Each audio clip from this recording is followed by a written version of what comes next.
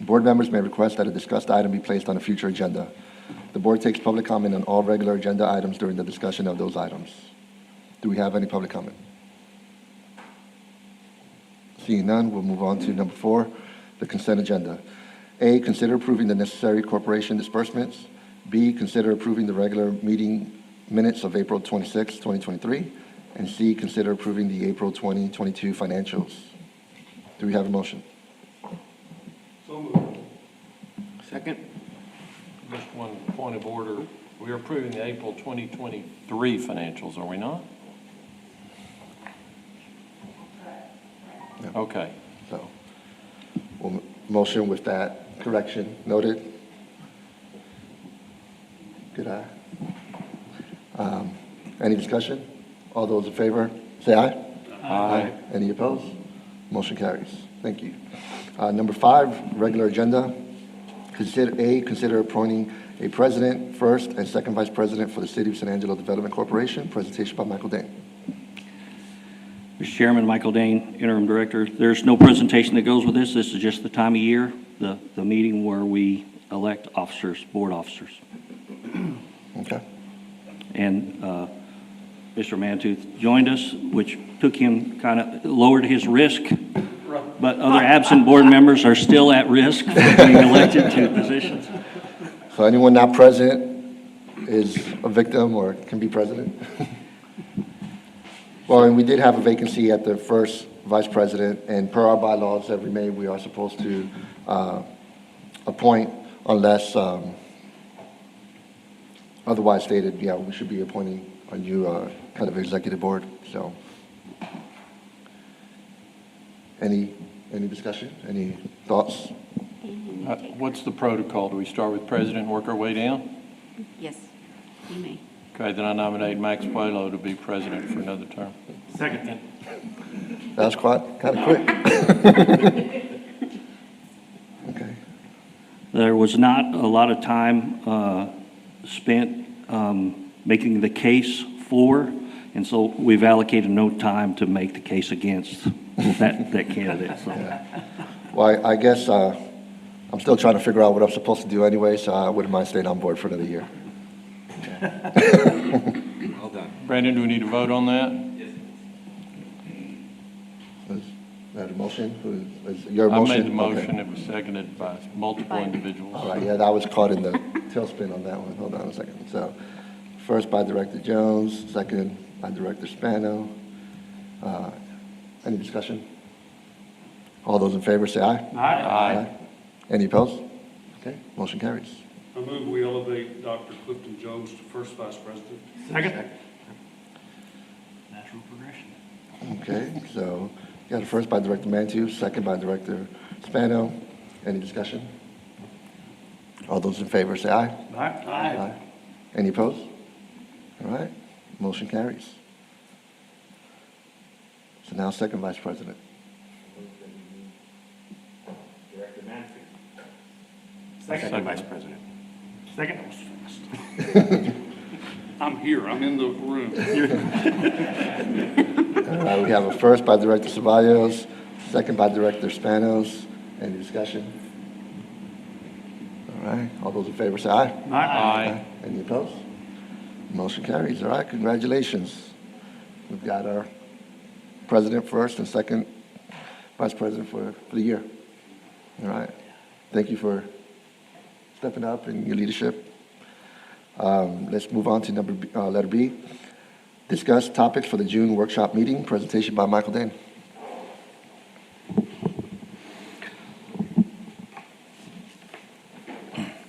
We've put some ideas together. Nothing's set in stone, but we wanted to go through it with you in case you had ideas or preferences for what we talked about at our June meeting. We're planning June being our strategic planning meeting. We are anticipating posting a regular business agenda in case we have business to take care of, and then adjourning out of that agenda into a work session. Remember that the difference is they're both public meetings, but the work session, there are no votes or decisions made at that meeting. It's very much just to discuss topics. Some of the ideas we put together, some sort of a board member orientation, fundamentals about the corporation, fundamentals and history. We've started a conversation with Brandon about what he feels would be an appropriate kind of a curriculum to kind of get that started. A little more in-depth or a discussion of the corporate financials and the financial position of the corporation. Oh, she's got it up on the screen. Where we talked, the key there is to talk about the resources we believe are available for projects and a listing of possible projects and the balance between the two, because Bob's list of possible projects far exceeds our current financial position. We want you to be aware of that, because a lot of what we do going forward, if everything comes to fruition, we will be prioritizing. And we'll be talking about strategies for making our cash last longer and still develop what we hope to be attractive packages for companies. Yeah. Hey, Mike, on continuing that, if we could dig maybe a little bit further when we get to that point of the discussion, as far as, the ballot side of the projects, I think I'd like to see a little bit more in-depth explanation for the board of projects that we have underway and how that money's being allocated. That's a great idea.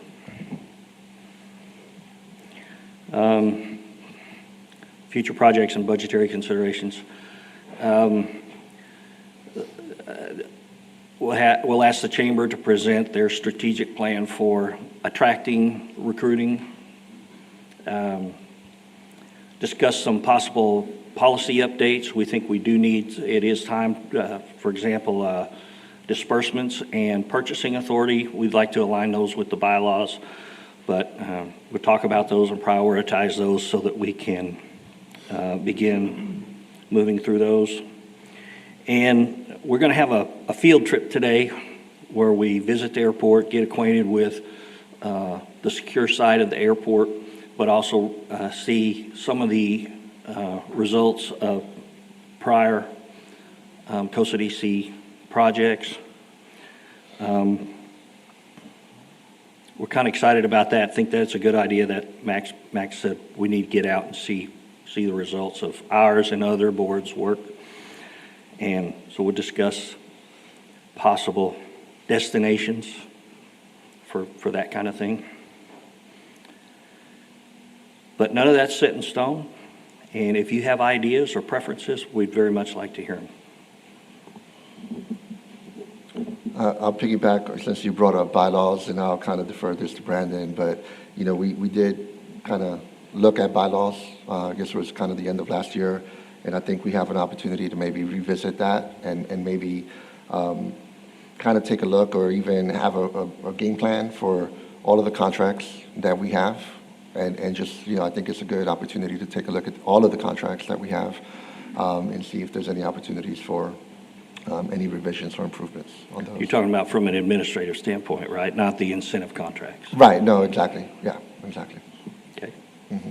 And then I think, if I'm not mistaken, the city council is having their meeting soon, or they just had it, to talk about their priorities and so forth. That's a great point. The city council's having their strategic planning meeting this Friday. Okay. And one of the suggestions Max had was, let's don't even try to do any strategic planning until we hear what their priorities are. And that'll give us a better opportunity to align with what they're going to do. Mm-hmm. I would anticipate that economic development will still be one of their priorities. And it has been planes, trains, and automobiles, and I would anticipate it still will be that. But we'll have to see what we come out of that meeting with. Yeah. Okay. Any other feedback from the board, ideas? And you don't have to make your decisions today. If you have ideas, call us and let us know. If you've seen things that worked well on other boards, let us know. So what's the date for this workshop?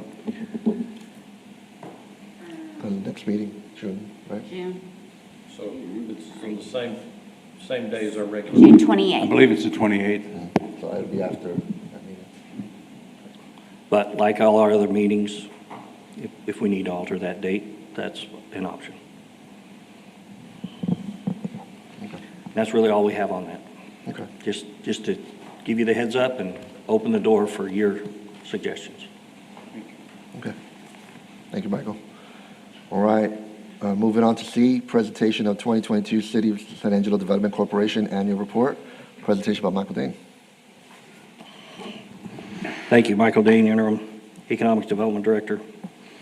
We'll go through the 2022 annual report. This will largely follow the format in the printed report.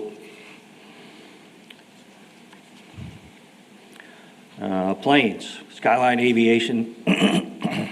We worked through 2022 to assist with the development of the scope and the footprint. And as you're aware that after 2022, in this year, in this calendar year, we did sign an agreement. That's a public-private partnership to restore the existing facility and expand on that and create a very much updated FBO experience for our flyers. They also will be reconfiguring and updating parking areas out there, which will improve the parking for that facility, but will also improve the parking for the rest of the airport. Next slide. Trains, Railport obviously is up and running, and they have begun receiving shipments. And the important part of this is that it is attracting attention. We've heard Michael Looney talk about the attractiveness of the Railport, and so we believe it's already paying dividends. Whether or not we can take anything to the grocery store and buy any beans with it yet is a question, but certainly it's attracting the kind of attention that we hoped it would. Possible expansion to the east, depending on needs. The city owns a parcel immediately to the east, which would facilitate an expansion. We would anticipate council would look favorably upon some sort of an expansion onto their land if it became necessary. What we've taken on as a current, it's not really it was identified in 2022, but the action has started in this year for the extension of utilities to the Railport. And the idea being that the city and Costa DC and the owners of the Railport have in common objectives to extend utilities. Ours would be that facility have the utilities, and the city's interests are in the general availability of utilities in that part of town, not just our parcel. And so we've started a conversation about how to make that happen. It's a very large project. I think the number 15 million was kicked around. It's probably close to 10 million, 9 to 10 million just for what we need for the Railport, and that doesn't include overall system upgrades, which brings it closer to 15 million. Overall system upgrades being additional storage for that part of town, additional pump capacity for that part of town. You can't just keep hooking onto a water system and expect the water to flow. At some point, the system itself has to be upgraded, not just extended. So those are some of the things we're looking at. That is one of those conversations where council was very supportive and said, we need to move ahead, absolutely start planning now. Yes, sir. So when you say utilities, tell me what that includes. Sewer, water, electricity, gas, fiber, what does it include? Water and wastewater. That's all. Yes, sir. Water and sewer in those prices, just those. It's going to require a substantial lift station out there because the ground is so flat. So it'll be a sewage lift station. Literally a couple of miles of pipe runs. So it's a big project when we get into it. So it already has electricity. Electricity is there, three-phase electricity is there, and there's high-pressure gas at the south end of the existing rail park. What about broadband internet? Do they have that out there? I don't believe they have it yet, but I would suspect that that would be probably run overhead. I don't know, you know, we're also looking at fiber optics and alternatives for the industrial park itself. So that discussion will lead into a discussion here as well. Who's providing the electrical service at the railport?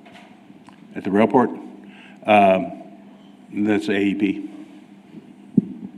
Thank you.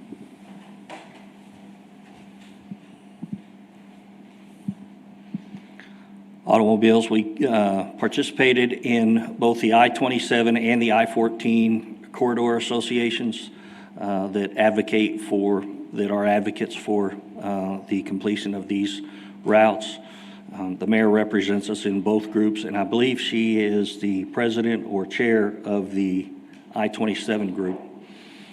And I think she and Michael are going to Austin tonight to work on it. So continue to participate in that. I think a notable event on the I-27 portion was that they received a federal corridor designation and some funding to go with that.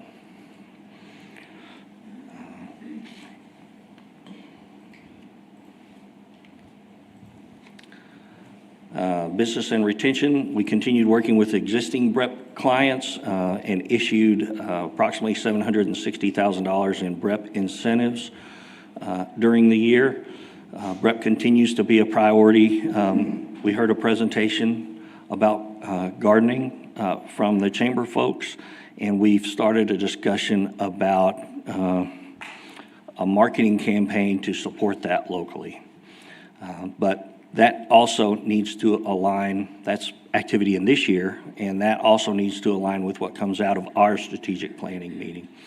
So when if we continue to see BREP as a priority, then I would anticipate that we would be advocates for some sort of a campaign to support the activity of the chamber in recruiting for that program. Industrial Park Phase 1. No property sales on Phase 1 in 2022, approximately 24.6 acres available. Bob gave me a brief, or not so brief, financial summary. That project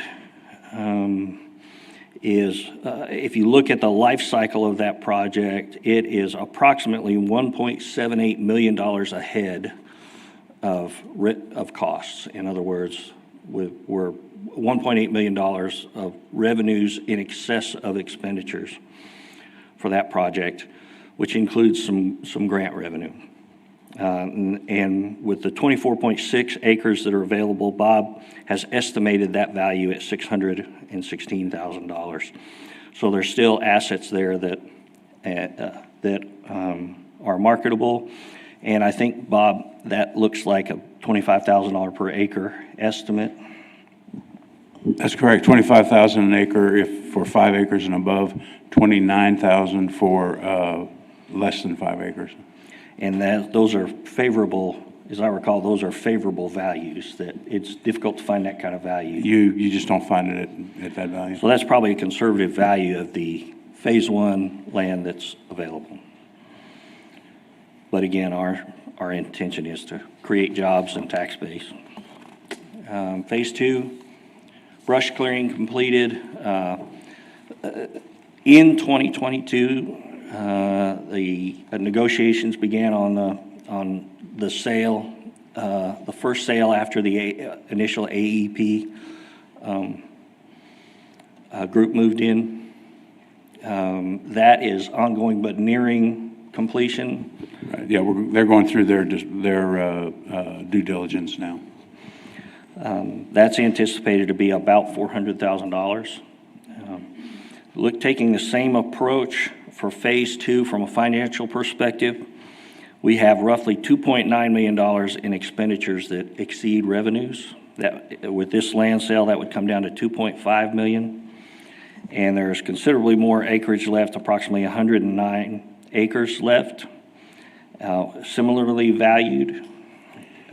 We actually are applying the cost, the direct costs to these land sales. So the price on Phase 2 is $45,000 an acre. We haven't made a distinction yet between smaller and larger tracts, but it just to recoup our expenditures and cover a few anticipated costs, we're looking at $45,000 an acre, which is still way below what everybody else is selling for land that has utilities available, streets and roads, or streets and drainage available. The developers do not have to provide their own on-site retention in Phase 2 because we've provided regional detention. So it's literally a shovel-ready project. On that basis, Bob has valued the remaining land at $4.9 million, which I think is probably conservative, especially with that stormwater feature.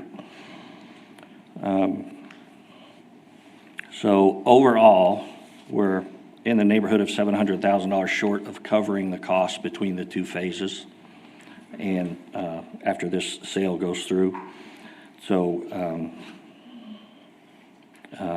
with over $5 million worth of assets available for stimulating economic activity. Yes, sir. Forgive me for interrupting. Catch me up here. I keep hearing things like well below market value and way less than anybody else is charging. Why are we not at market value in the pricing of this? That's a good question. I think our intent has been to stimulate the economic activity and be below market value. How far below has been a topic in the past. And we've also sort of tried to keep in mind that we are a nonprofit organization. So if we start making huge profits on our land sales, that may bring that into question. So we try to cover our expenses and also fund the next phase as we go on. So did I hear that we're upside down $700,000? Did I hear you say that? And have in excess of $5 million in valued, in the way we said, in excess of $5 million in assets available. Would be appropriate at some future meeting just to have a review of those values that we see on other parcels and just to get some perspective on where our numbers are compared to the market? I think that would be helpful. We've had some turnaround in the board, so there's a lot of folks that don't have that history. I agree. I think it's good. I was thinking we need to do a field trip out there. I don't know how many on the board have been out to the industrial park, but it's pretty cool. All right, would you make a note that all right, ahead of me again. All right, business plan competition, 3 winners chosen. Plateau Brewing, $40,000. Reyes Diesel Service, $20,000.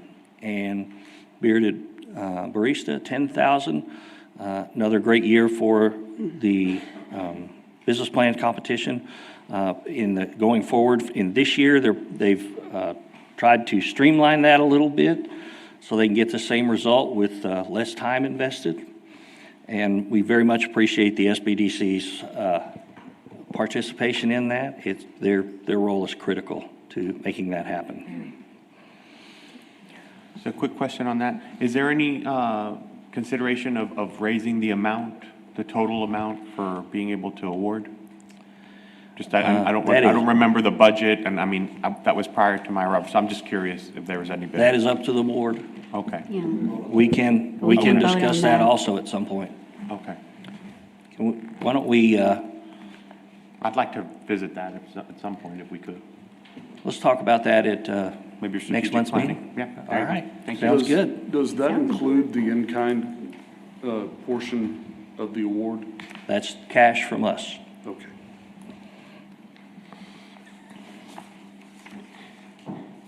All right.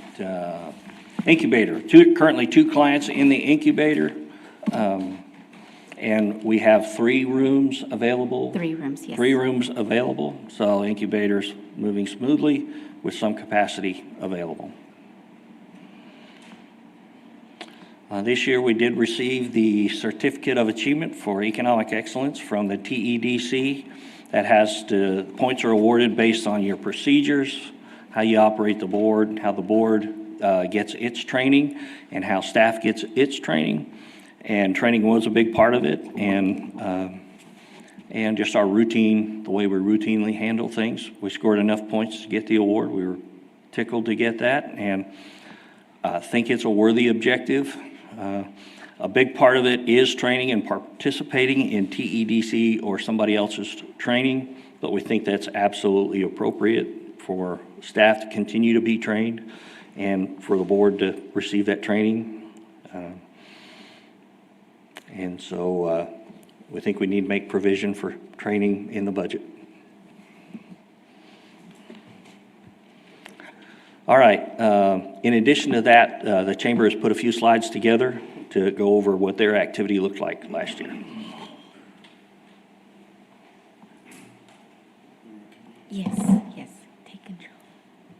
Good morning, Michael Looney, VP of Economic Development for the San Angelo Chamber of Commerce. Just wanted to run through a couple slides to recap some of our 2022 activities and accomplishments. Overview for those who are maybe watching and are unfamiliar with the mission of the Chamber of Commerce and how it works in concert with the City of San Angelo Development Corporation. We work as a partner to the City of San Angelo Development Corporation, who is a primary source of our funding. We also work for Tom Green County as a contracted agent with them to do economic development within the areas of the county. And then we also have many other partnerships through ASU, Howard College, SAISD, and other organizations like the Concho Valley Council of Governments that we work with collaboratively. Prospect generation, that's the number one focus, is finding companies that are within the United States or offshore that might be interested in having a presence in the Concho Valley. Industry recruitment follows along. The primary focus of the San Angelo Chamber's efforts is to recruit industry. Industry is that which creates primary jobs. Primary jobs act as a platform for the creation of all other economic wealth building within a region. So manufacturers are pretty much really one of the main focal points, along with technology companies. The SARMA, that's the San Angelo Regional Manufacturers Alliance. That is a program that we started in 2017, very successful. That acts as the manufacturing association for the Concho Valley. And it's opened a lot of doors with industrial operations and industrial enterprises throughout the region so that we can be in a better position to communicate with them, understand what their barriers to success may be, whether it's workforce, whether it's expansion, whether it's infrastructure, transportation, logistics, and work out those problems with them so that they can remain in San Angelo, grow their operations, and continue to create wealth. And then industrial career promotion and training. A couple of years ago, we did a survey of most of our SARMA members and asked them what are the real big barriers and the big issues that they have. And surprisingly, it was workforce training was a really big part of it. So they wanted to engage us, which they did, to find out what are those things that we might be able to do to help that. Obviously, workforce is a big issue within the United States. Lack thereof. And so up-training existing employees and upskilling new employees to an operation is key. Without the employees, the company really can't grow as robustly as it may want to. That all led to 2022 economic impact. We calculated just over $28 million in economic yield from these three projects. Direct jobs created was 55. Indirect jobs, 26, and induced jobs, 22. We keep our calculations modest and non-exaggerative. We use usually a 3-year scale on understanding what the economic yields are when we recruit a company or whether we grow a company. Prospect generation. This is probably one of the most important slides of our presentation. It shows that we've had a remarkable increase in our active pipeline. These are leads that come in through really three main sources. One, general chamber inquiries as related to the Manufacturing Association. That's the SARMA. the state of Texas, which sends out RFIs, requests for information. Usually every couple of days we'll get one or two. And then we contract with a company, rather inexpensive contract, but has a good yield, and that's a company called GSLI, which is a company that works with economic developers and attends trade shows and communicates with industrial sectors to try to generate leads that might be something we're interested in looking at for our region. And so most of the RFIs that we get have needs that are far in excess of what our community is able to deliver, whether it's 200 to 400, 500,000 square foot existing buildings, 500 to 1,000 employees needed year one, different types of things that are really probably geared more towards major metropolitan areas. But we do have a niche in that we are able to service probably about 40% of the RFIs that come through, and we always attack those and make sure that we put our best foot forward and respond and follow up. Michael, you mentioned that some of these prospects are far exceed what we're capable of answering. Could you give a couple of examples of incentives that were paid? Abilene. Yes, that's an interesting question. It's a good question. A lot of the larger economic development projects done throughout the state received very, very generous incentives, grants from their income, from the cities that they landed in, and we were fairly surprised at some of the levels of these contributions. Now they're all performance based, of course, but they're still obligations. It was Great Lakes Cheese, which is a packaging company, a co-packer in Abilene, that was reported in the newspaper that they received a $33.3 million incentives package for that investment. And that, I think, didn't include the state of Texas ETF. There were a couple other, And then there was one through the veterans. incentives that they received outside of just. Texas the veterans. 33 million was just. Yeah, Abilene 33.3. Economic Development. That's the one that probably stands out the most, just because it's just a really stout investment on their part. Do you remember the number of jobs that was associated with that? I think it was around 450 to 500, I believe. but Yeah, they were they're obviously not- doing shift work. Right, but they were not huge paying jobs either, I don't believe. I believe they were not executive level. Some, but you know, it's a co-packing facility, and we have similar type operations here in San Angelo, of course, too. But they generally don't have a real high pay rate, at least initially. But yeah, that's one of the things that we are pretty comfortable with and have a lot of pride in, is that a lot of the transactions that we work on, we do not hand out the menu to these companies and say, here are the incentives packages that are available to you if you want to move here. We want to explore, does the region support their operation? Logistics, transportation, supply chain, raw materials, skilled workforce, facilities, land, and just the geographic location of San Angelo as it relates to their customer base. Those are really the focal points.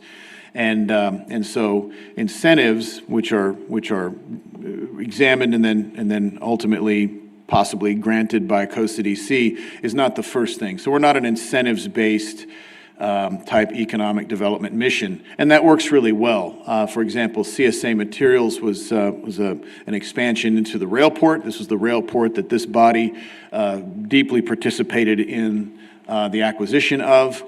So CSA Materials was really the first major consumer tenant out at the rail port. Allen's Transport, this is a project that we had worked on for years. And took about 5 years, and we closed it in February of '22, and that is a heavy freight logistics and transportation company based out of Edmonton, Alberta, Canada, and they purchased a building on Gas Plant Road.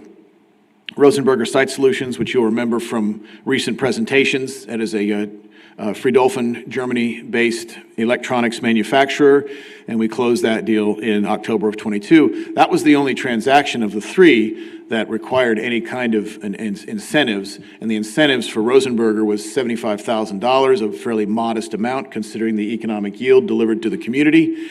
And that was really just a request that they had to help cover some of the costs for moving some of their very delicate equipment from Pennsylvania to San Angelo.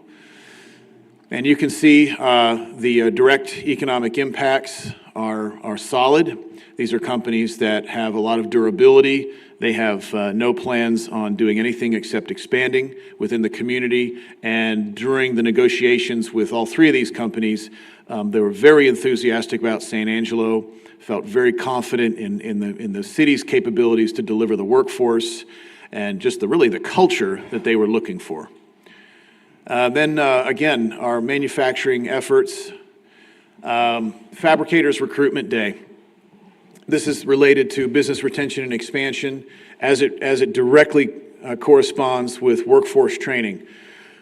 One of the most major projects that we've been involved with is creating a bridge between industry and academia. We find that to be very, very important in that academia has consulted with us, that's Howard College, it's ASU, that's SAISD. How can they further include in their conversations how to support industry and get those students interested in the different industrial, manufacturing, software development, IoT type technology jobs. And one of those is manufacturing days. My partner, Mike Berry, really was the tip of the spear on setting up the manufacturing day last October.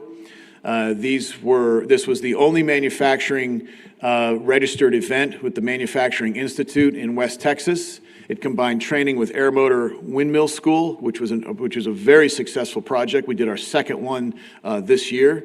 And this has been a positive step in bringing students, and not just necessarily students at the three educational institutions, but even if it's students that are coming from one industry and pivoting into perhaps a manufacturing industrial type job, bringing people from a second career pathway into manufacturing. SME Prime is one of our crowning achievements. This was again spearheaded by Mike Berry before he even joined the chamber when he was still director of training at Ethicon. This is a partnership program with the Society of Manufacturing Engineers designed to train, educate, inspire high school students to go into the manufacturing sector. We were partnered with COSA DC. Thank you very much for your investment. Ethicon, Principal LED, and the Chamber of Commerce to put together the seed money package for this ongoing sustainable project. And that is going to wrap up our initial presentation. I appreciate the opportunity to present. If there's any questions, I'm happy to answer those.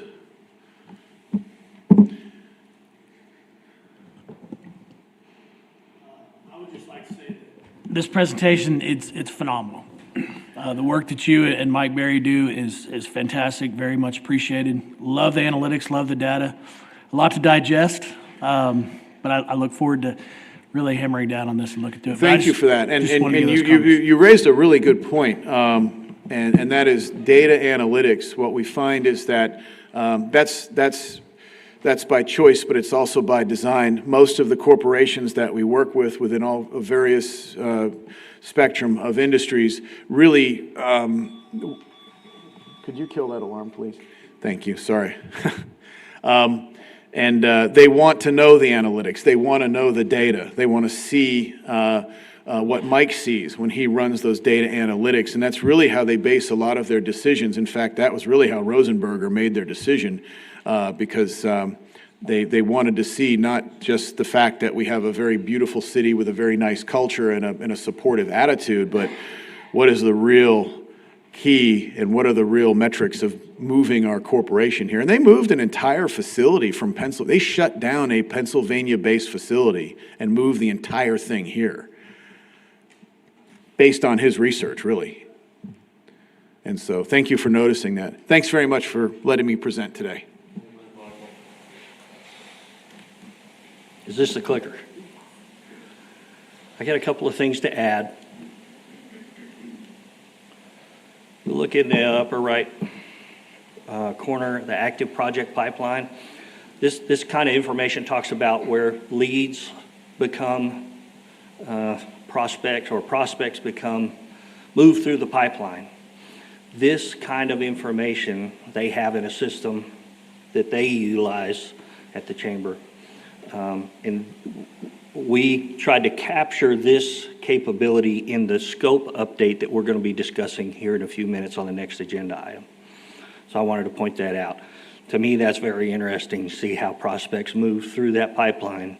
And in addition, while it's not directly related to the activity with this board, I think it is notable that the Chamber, I think, recently received at least one award related to the Destination and Marketing Organization. Walt, do you mind just tell us what those awards were? We won 4 awards from Travel Texas, which was one of the gold standards in terms of those kinds of awards. Can we get you on the microphone? Oh, sure. Yeah, I appreciate that. We won 4 awards from Travel Texas, which is one of the gold standards in terms of those awards. One was for a marketing campaign we did. Our bottlenecks are better than yours. I don't know if you've seen the clips, but it's clever and was well recognized. We got the Outdoor Music Fest of the Year with our Wild West Fest.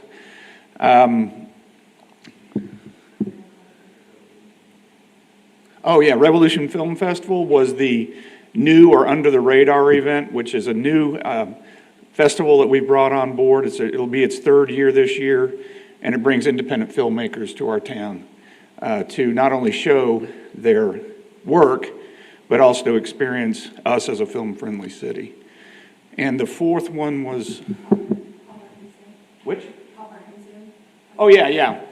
Best Outdoor Art with our Pop Art Museum, and obviously all the great work that Art in Unusual Places does. So those 4 awards are notable, but it's, I think, more notable in that we're categorized with the big cities. So we were taking on Dallas, Fort Worth, Galveston, a lot of other places that have great offerings as well. So I'm very pleased with those, and we expect to see more. So we're also in the top 10 True West cities. Obviously, we're still the visual arts capital of Texas, and we have some other great accolades that we can use to sell and promote our travel and tourism industry, and we're doing that. So appreciate the opportunity to bring you up to speed with those things. All right, thank you, Walt. I know that's not directly related to our activity, but they're a partner organization, and their success is our success. So that concludes, I think. Make sure I'm pressing the right button. That concludes this agenda presentation item. We're available for questions, All right, thank you. Any questions, feedback from the board? comments, feedback, and that can extend through the month to topics that we would discuss next month. Yeah, no, I think that's a perfect segue to kind of get our minds thinking about the workshop next month, and just all the activities that we're involved in, so. Okay. Thank you, Michael. We'll move on to item D. Consider authorizing the board president to negotiate and execute Amendment 1 to the 2023 Coastal DC Chamber of Commerce Professional Services Performance Agreement with ratification by the City Council. Presentation by Michael Dane. All right. In February, this board voted to approve the proposed agreement and extend the current, also to approve the updated scope of services and extend the term beyond the current term by 3 + 1 + 1. That's 3 additional years plus 1 year extension plus an option for another year extension. We took that to the City Council, and they considered it, and the questions very much were not about the scope, but about the extension, and the council very narrowly voted that down. During the meeting and subsequent time frame, I received advice during the meeting and then advice after the meeting. The advice after the meeting was to seek, when it goes back to Coastal DC, to seek a similar kind of a format for the extension. Instead of 3 + 1 + 1, to seek the Coastal DC Board's approval on a 2 + 1. And so we would finish this year and then we would have a 2-year extension and then an option for a 1-year extension beyond that. That appeared to be an effort to compromise with council and compromise with the board's proposal. So I think it was very much an effort to achieve compromise that would be satisfactory to all groups. Walt and I had a very brief conversation about it. Go ahead if you want to tell them what you think. Yeah, really in summary, I think that this model gives us the necessary runway and stability of contractual obligation to really focus on the mission and be less focused in terms of continual renewals. I'll note that this discussion has been going on for nearly a year now, and we welcome the efforts to close this deal as quickly as possible so that we can get our guys off the hot seat in terms of what their future looks like. So we endorse and support this new model, 2+1, and we encourage you all to approve that. Thanks.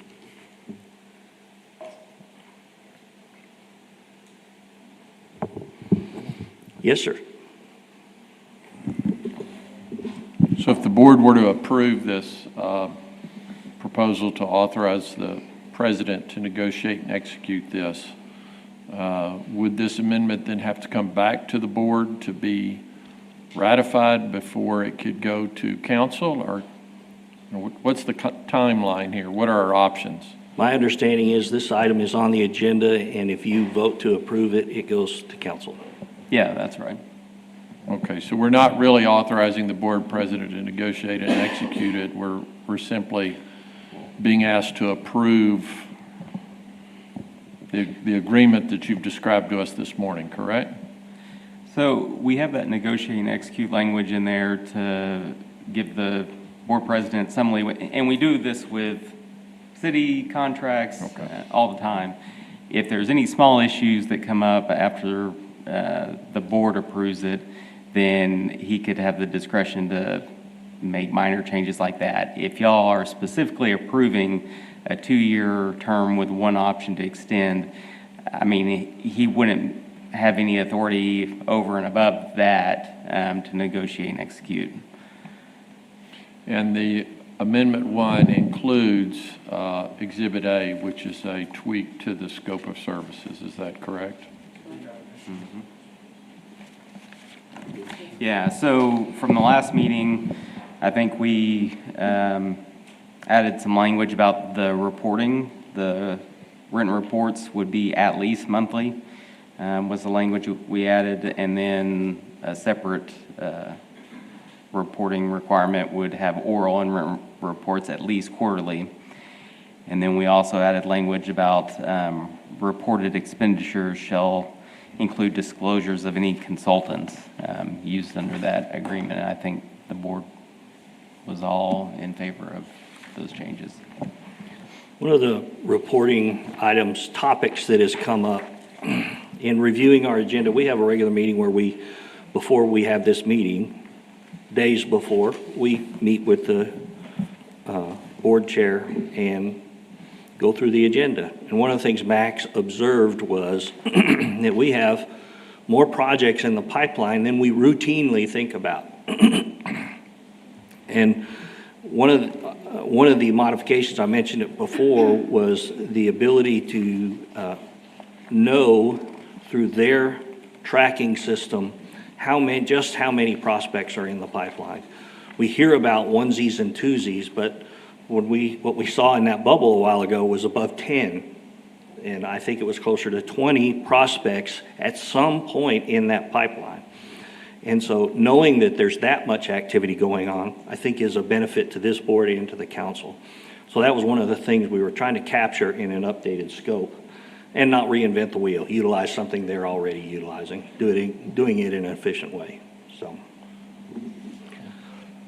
Well, I'll just point out, and I just want to say that to Walt's point, this has been ongoing for several months. I remember we approved this current contract at the 11th hour, kind of in December, to push it through with the understanding that we would revise the scope within a 3-month period, and here we are in May, so almost 6 months in the process. So I appreciate that, although it's been kind of a roller coaster, experience, that we're at kind of a precipice of getting this done. So I'm excited about that. I'm excited that Walt's in favor of it, and Michael, you are as well, and that we've got some good insight and feedback from the city council. I think that gives us a good kind of feel for what they want, and I think that gives us good direction on how to proceed. I do have a couple of questions that I have for Brandon as far as from a legal counsel perspective. And since we've talked about, the kind of like the bylaws when you mentioned about the workshop of making some changes, I personally would recommend, if that's okay with the board, to move this discussion into executive so that we could ask those questions and just kind of flush out a few little details, and maybe come back with that with a decision. Okay. Yeah, we can do that just as long as it's limited to consultation with attorney, and I'll need to get you some, the language you'll have to read that cites the section for that. So, okay. Just once. Yeah, cool. That's.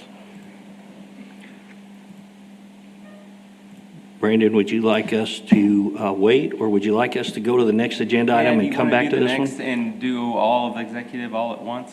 Yeah, that'll be fine. So we're going to just come back to this conversation. Well, yeah, we'll skip it for right now, go to the executive search and then come back. I'll still be faster. That's the last topic. I'll still be faster than he is. All right.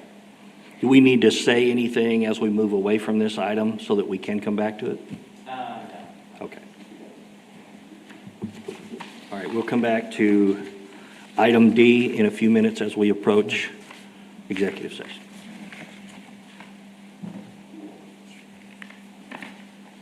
Okay, so we'll move on to item E, update regarding the Economic Development Director position and search process, presentation by Michael Dane.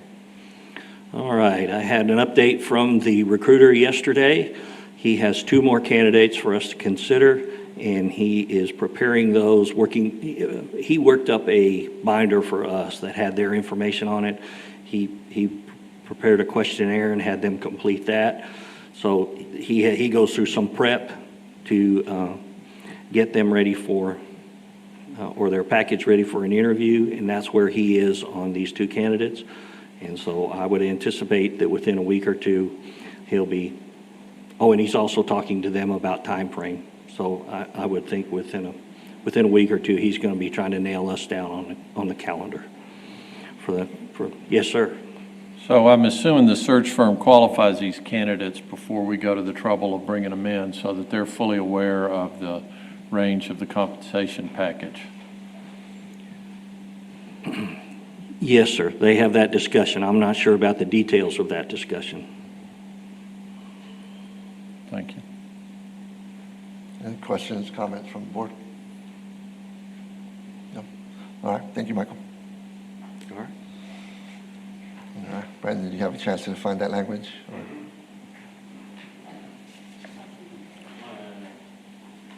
Read the other executive session items. I'll bring you this to read. Okay. Max, before we move into executive session, I feel urged to make a comment. One of the ongoing themes of our discussion around the contract with the San Angelo Chamber of Commerce has been that Mr. Koenig's employees felt threatened and their jobs were at risk, and he felt that we were disrespecting him as a city and disrespecting his people by this ongoing conversation. And I just want to affirm that I don't believe our partnership with the Chamber of Commerce has ever been in danger.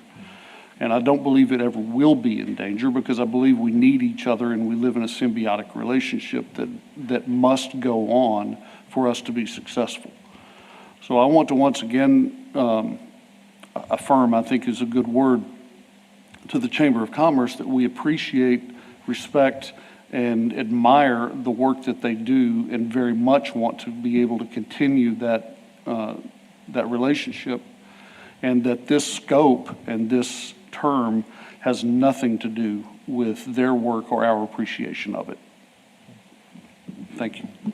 And Rick, Rick, to that point, I think it was a unanimous vote before I got on this board to approve that contract. So I think that shows the support of this board before it even got to council. So just to your point. Yeah. And I would affirm those remarks as well. Okay. Well, let me move on to C6, closed session.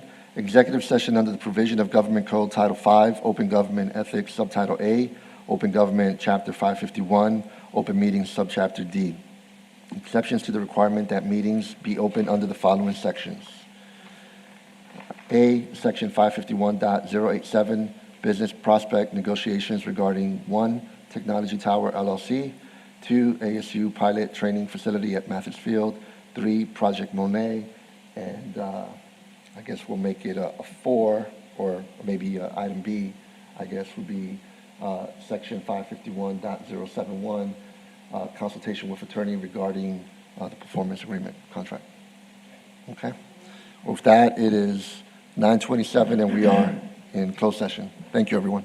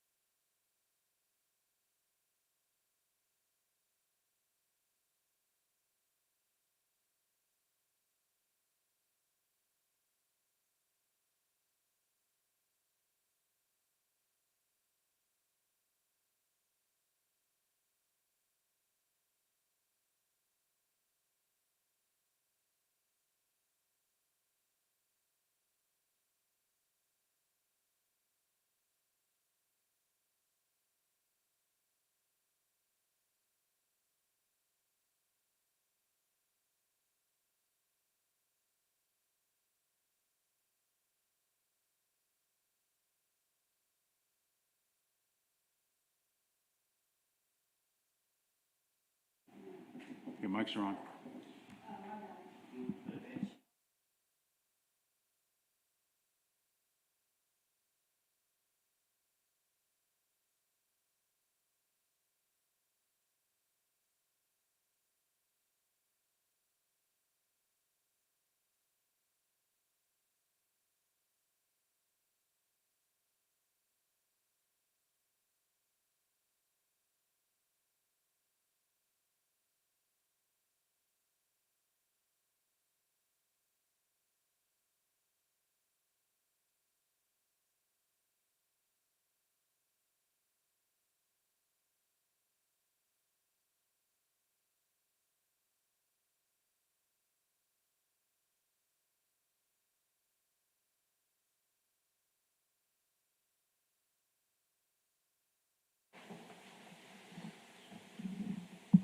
All right, it is 10:49, and we are out of closed session. Follow-up and administrative issues. 7A, consideration and possible actions of items discussed in closed session if needed. Could we reopen item, what agenda item is that? 5D, On item 5D, having to do with the chamber agreement, we have before you, the item is as you previously approved it, with the exception that instead of an extension under, in addition to the current term of 3 years plus an option for 1, plus another option for 1, what is proposed before you today or presented before you today is an extension of 2 years plus an option for 1 more year. Otherwise, the item is the same as you previously approved. This comes as a recommendation, recommended for your consideration from council's review. do we have, Motion to approve as presented. so we have a first by Director Mahaffey, second by Director Ceballos. Any discussion? All those in favor say aye. Aye. Any opposed? Motion carries. Thank you. Item will move from here to a future council agenda, and we'll go from there. All right, Thank you. Appreciate it. Thank you. All right, and do we have any other action items? I think we're waiting on some language from Brandon.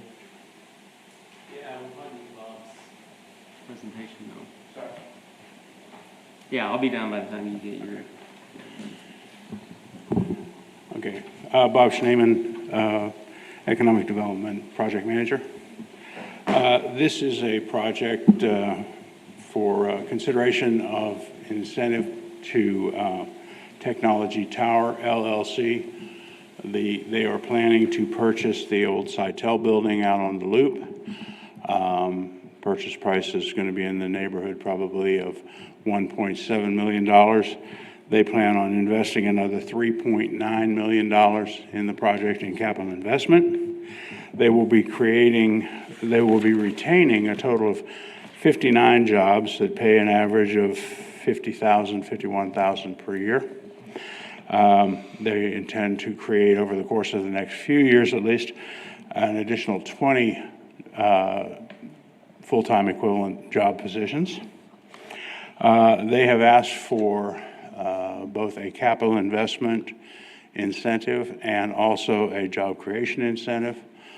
And also, we are considering as a separate item a tax abatement from the city. So we'll address the Coast of DC incentives first, and then we'll talk about the other. So staff is proposing a $250,000 incentive, and that would be payable. We'll be working on a negotiation with them, but staff's intent is $100,000 when they close on the building, an additional $100,000 when they complete their capital improvements of $3.9 million. We would negotiate with them on the payment of that second $100,000. It might be a quarterly payment as they turn in receipts to us proving that they have made those investments. We'll negotiate that in the details. And then 50,000 of that would be for job creation incentive over probably a 5-year period. We're also asking the board to recommend to council as a separate, well, it will be outside this resolution, or would it be, Brandon, can we put it in the resolution? It sounds like the resolution, yes, but it's Okay. part of the action item. Yeah.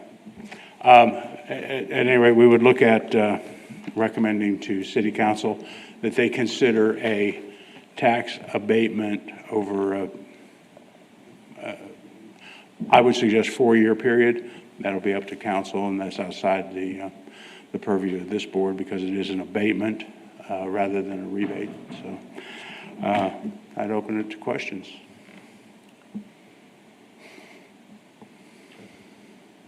Questions from the board? Bob, can you clarify that tax abatement? Sorry? Exactly, clarify the tax abatement portion of that, exactly what portion of their taxes we're Okay, requesting? yes, a tax abatement, as we are proposing to city council, would be an abatement of only the city portion of their property taxes. In the increased value in their property taxes, right? Which they estimate to be probably the 3.9 million, maybe another 500,000 in actual valuation of the building. So they will continue paying taxes on the existing They would still be paying taxes. building as it stands? Yes. Which I believe is appraised, 2022 appraisal of about 1.1 or 1.2 million. So they're still going to be paying taxes, Correct. just not the improved portion for That's correct. potential 4 years. Thank you. Just to add some clarification to that, so if currently, as the building sits empty, nothing happens, but with improvements, there's potential for more revenue? Yes, that's correct. For example, if there were business personal property located in the building now, when the building is vacant, they do not pay taxes on that business personal property. They do on the real estate, on the building, but not on equipment, that sort of thing. Okay.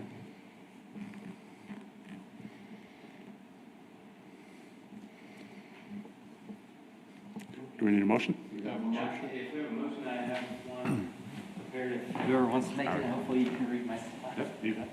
I'll be happy. Yeah, take it. You can't read that chicken scratch. I know. He was going to be a doctor.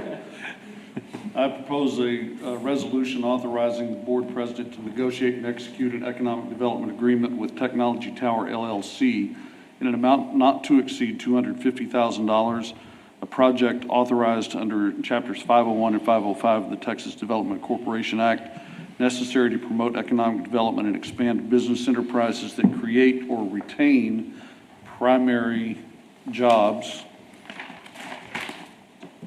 and recommending approval by City Council, and a recommendation that City Council consider and authorize tax abatements related to the project. Do you have a second? Second. All right, we have a first by Director Mantue, for second by Director Jones. Any discussion or any public comment? Any public comment? No? Okay, any discussion from the board? If not, all those in favor say aye. Aye. Any opposed? All right, motion passes. Thank you Bob. very much. All right. All right, do we have any other action items? If not, we'll move on to B, announcements and consideration of future agenda items. Do you have any? If not, we'll entertain a motion for adjournment. All right. Have a first by Director Jones, second by Director Ceballos. All those in favor, say aye. Aye. Aye. All right. It is 10:57. We are adjourned. Thank you, everyone. Thank you.